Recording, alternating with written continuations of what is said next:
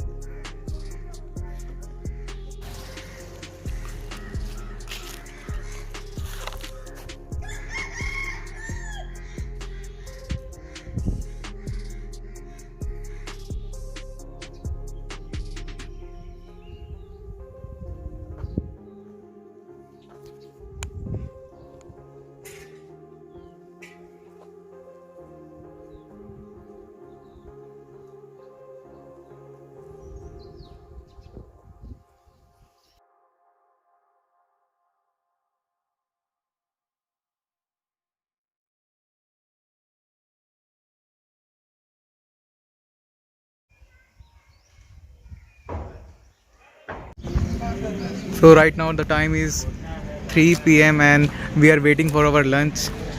यहाँ पे एक छोटा सा ढाबे जैसा है, वहाँ पे हमारा लंच है।